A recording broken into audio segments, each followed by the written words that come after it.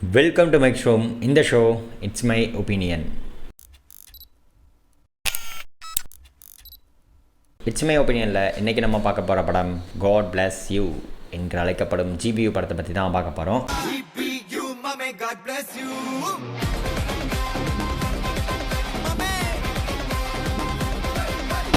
Yes, of course, good bad ugly தான். புதுசாக ஏதாவது ட்ரை பண்ணலான்னு பார்த்தேன். இந்த படம் வந்து பெரிய எதிர்பார்ப்புக்கு நடுவில் தான் ரிலீஸ் ஆச்சு. அஃப்கோர்ஸ் விடாமுயற்சியும் அப்படி தான் ரிலீஸ் ஆச்சு. பட் விடாமுயற்சி வந்து ஃபேன்ஸோட எக்ஸ்பெக்டேஷன் அந்தளவுக்கு ஃபில் பண்ணலான்றதுனால இந்த படத்து மேலே எக்ஸ்பெக்டேஷன் நிறையா வச்சாங்க. அதுக்கு தகுந்த மாதிரி தான் இந்த படத்தோட டீசர், ட்ரெய்லர், மேக்கிங், சாங்ஸ் எல்லாமே இருந்துச்சு. அண்டு நம்மளுமே சொல்லியிருந்தோம், விடாமுயற்சி வந்து ஒரு சட்டிலான ஒரு குவாலிட்டியான படம். பட் இந்த படம் வந்து ஃபுல் அண்ட் ஃபுல் ஒரு ஃபேன்ஸ் என்ஜாய் பண்ணுற மாதிரியான ஒரு திருவிழாவாக இருக்கும் அப்படின்னு தான் சொல்லியிருந்தோம். ஸோ அப்படி தான் இந்த படமும் அமைஞ்சிருக்கு. இந்த படம் ஃபுல்லாகவே வைபுன்னு ஜாலியாக தான் போச்சு. ஓகே, அண்ட் அது இல்லாமல் என்ன இருக்குது இந்த படத்தில் அப்படின்றத பற்றியும் பார்த்துடலாம். ஏகே சார், இப்போதான் உங்கள் வரலாறு எடுத்து பார்த்தேன். நீ பெரிய வில்லன்னு கேள்விப்பட்ட. இந்த படத்தில் நடித்தவங்க யாருன்னா, அஃப்கோர்ஸ் நம்ம ஏகே அஜித் குமார் அவர்கள். அண்ட் அவங்க கூட வந்து த்ரிஷா, ஒரு நிமிஷம் மளிகை லிஸ்ட்டை பார்த்துக்க, த்ரிஷா, அர்ஜுன் தாஸ், பிரபு, ஜாக்கி ஷெராஃப், பிரசன்னா, சுனில், அண்ட் வந்து ரெடிங் கிங்ஸ்லி, யோகி பாபு கேமியோ, சிம்ரான் கேமியோ, பிரியா வாரியர், அப்புறம் வந்து நம்ம நீலோட 2 பில்டப்பர்ஸ். ஏன்னா ஒரு படத்தில் பொதுவாகவே பில்டப்பர்ஸ் நிறையா இருப்பாங்க, அங்கேருந்து 2 பேரை கூப்பிட்டு வந்துட்டாங்க. அண்ட் அது கூட வந்து சலார் படத்தில் நடித்த அந்த சின்ன பையன். ஓகே, இதான் casting. And director of course Adhik Ravichandran, நமக்கு தெரியும், வைபுக்கு பேர் போனவர். த்ரிஷாலா, நயன்தாரா, அண்ட் வந்து இடையில 2 படம் போச்சுனாலும் மார்க்கண்டன்ற ஒரு பெரிய வைபை கொடுத்து நான் தாண்டா அப்படின்னு காமிச்சவர். இந்த படத்துக்கு மியூசிக் ஜிவி பிரகாஷ்குமார் தான் போட்டிருந்தாங்க. அவருமே வந்து ஃபயராக இருக்க போகுது அப்படின்ற மாதிரிலாம் சொல்லிட்டு மியூசிக்கும் போட்டு கொடுத்துருந்தாரு.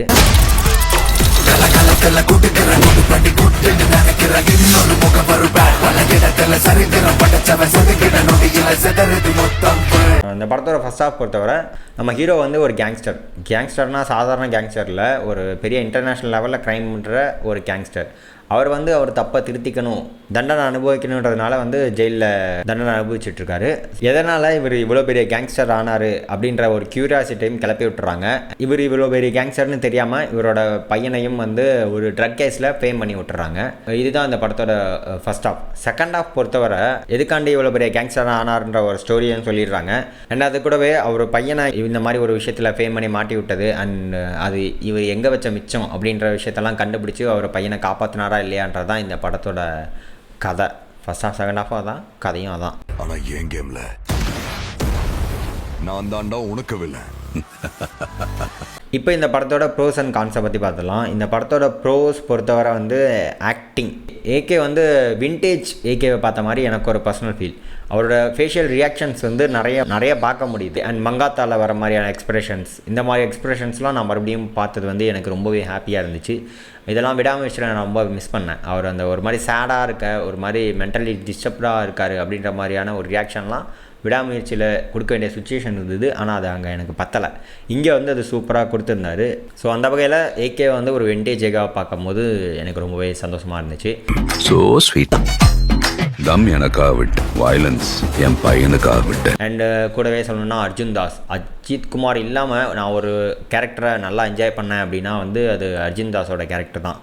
அந்த கேரக்டர் படத்துக்குள்ளே வந்ததுலேருந்து அந்த கிளைமேக்ஸ் ஃபைட்டு வரைக்குமே ஃபுல் ஃப்ளெஜ்டாக எச்ஏ சூர்யா மாதிரி ஒரு வில்லனிசமை கேரி பண்ணி கொண்டு போயிருந்தார் அர்ஜுன் தாஸ் அவர்கள். ஸோ அந்தளவுக்கு நம்மளை என்டர்டெயின் பண்ணியிருந்தார் அர்ஜுன் தாஸ்.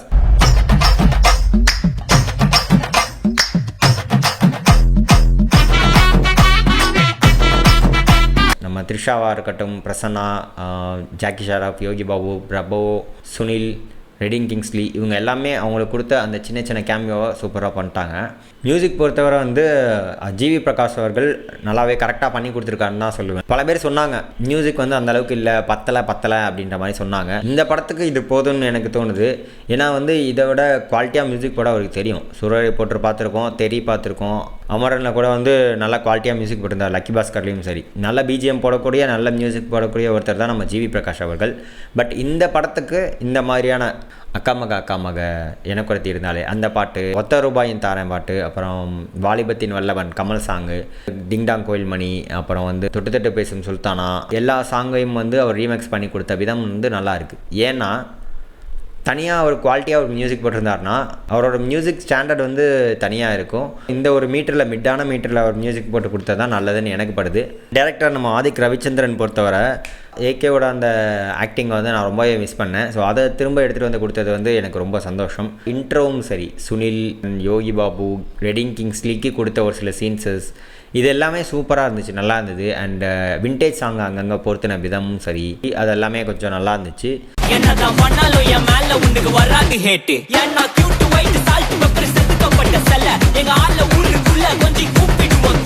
கான்ஸ்ன்னு பார்த்தோன்னா படமாக பார்த்தா படமே காணாதான் இருக்குது. இந்த படத்தோட கான்ஸ் பொறுத்தவரை டேரக்டர்லேருந்தே ஆரம்பிச்சிருவோமே.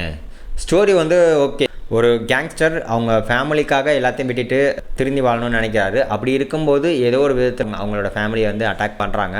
ஒரு ஃபேமிலியை டிஃபெண்ட் பண்ணுன்றதுக்காக மறுபடியும் கேங்ஸ்டர் தொழிலில் கையில் எடுக்கிறாரு. இதுதான் அந்த படத்தோட கதை.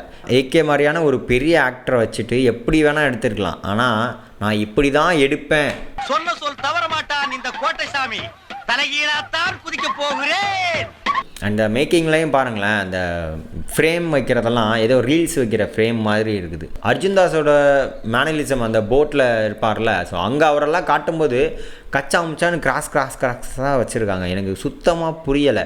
அப்படி தான் எனக்கு இருந்துச்சு. அதெல்லாம் கொஞ்சம் தவிர்த்துருக்கலாம். அப்புறம் வந்து ஏகப்பட்ட கட்ஸு. அஸ்வினத் ஒரு இடத்துல சொல்லியிருப்பார், நம்ம வந்து ஒரு 30 செகண்டில் ஒரு கான்செப்ட் பார்த்து பழகிடுறோம், அதனால தான் நம்ம ஒரு ஃபுல்-ஃப்ளெட்ஜான படத்தை பார்க்குறதுக்கு ஆடியன்ஸ் அவ்வளோ யோசிக்கிறாங்க அப்படின்னு அஸ்வினத் அப்போ சொல்லியிருந்தார். அப்போ எனக்கு என்ன தோணுச்சுன்னா, என்டர்டைனாக படம் எடுத்துக்க நீங்கள் தான் கற்றுக்கணும், ஆடியன்ஸை குத்த சொல்லக்கூடாதுன்னு தான் நான் நினச்சேன். பட் இதை பார்க்கும்போது எனக்கு இன்னும் காண்டாகுது. அவர் சொன்னது பரவாயில்லன்னு தோணுது. ஏன்னா வந்து இவர் வந்து அந்த ஆடியன்ஸ்காண்டி தான் இந்த படமே எடுத்திருக்காரு. ஒரு பர்டிகுலர் பீப்புள்ஸ் இருக்காங்க இல்லையா, அவங்களுக்காண்டி மட்டும்தான் இந்த படத்தை எடுத்து வச்ச மாதிரி எனக்கு ஒரு டவுட் இருக்குது.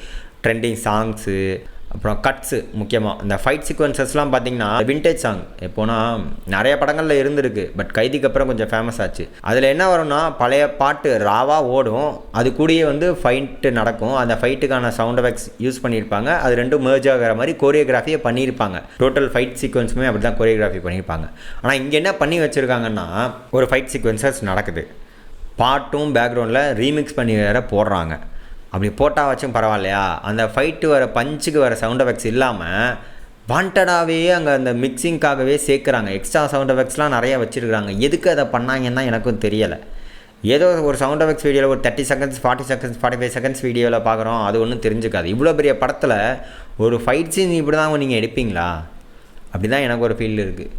இந்த மாதிரியான ஒரு மேக்கிங் வந்து ரொம்ப ஒஸ்ட்டுன்னு தான் நான் சொல்லுவேன். அஜித் அவர்களோட 62 படத்தில் இருக்கிற அவர் கேங்ஸ்டராக என்னென்ன படங்கள்லாம் அடிச்சிருக்காரோ, ஸோ அதுலேருந்துலாம் ரெஃபரன்ஸ் எடுத்து, அண்ட் அவர் பார்த்த ஹாலிவுட் படத்தில் இருக்கிற ரெஃபரன்சஸ் அதெல்லாம் எடுத்து ஒரு கான்செப்ட் ட்ரெய்லராக மேக் பண்ணால் எப்படி இருக்கும், அதே ஒரு 2.5 மணி நேரத்துக்கு மேக் பண்ணால் எப்படி இருக்குமோ அதான் இந்த படமாக இருந்துச்சு.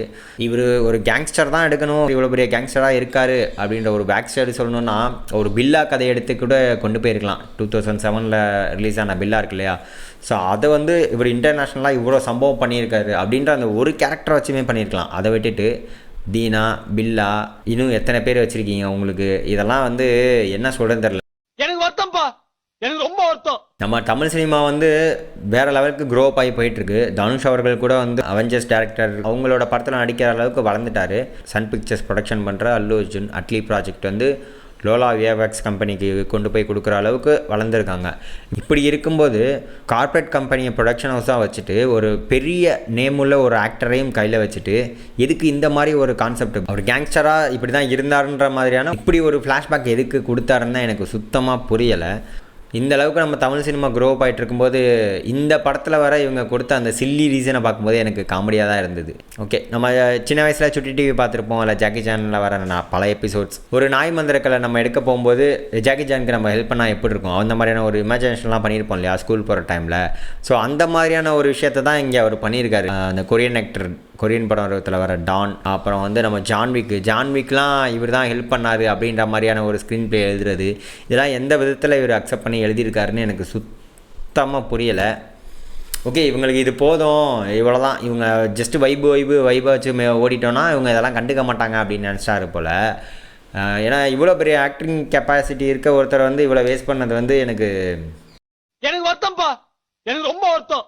இந்த வருஷத்தில் வந்த 2 ஏகே படங்களில் விடாமுயற்சியோட ஒரு 10% அளவுக்குள்ளே இந்த படம் இல்லை. அந்த படத்தோட குவாலிட்டி அண்ட் மேக்கிங் அளவுக்கு கிட்ட கூட வந்து நிற்க முடியாது ஜிபியு. வைபவ் வச்சு ஒப்பேத்திடலான்னு நினைக்காதீங்க தயவுசெய்து. இனி வர படங்கள் வந்து இதே மாதிரி இருந்தால் வேலைக்கு ஆகாது. ஏன்னா இது வந்து கைண்ட் ஆஃப் ஒரு அஜித்தை வந்து நம்ம செலிப்ரேட் பண்ணணும்னு நினச்ச ஃபேன்ஸ்க்காக மட்டும்தான் இந்த படம் ஓடி இருக்கே தவிர, அவங்களுமே அடுத்த படம் இதே மாதிரி ஒரு படமாக இருந்தால் கண்டிப்பாக என்ஜாய் பண்ண மாட்டாங்க. வேரியேஷன்ஸ் கொடுக்கறதுன்றது ரொம்பவே முக்கியம். இதான் எனக்கான video guys. Bye from Ravishankar.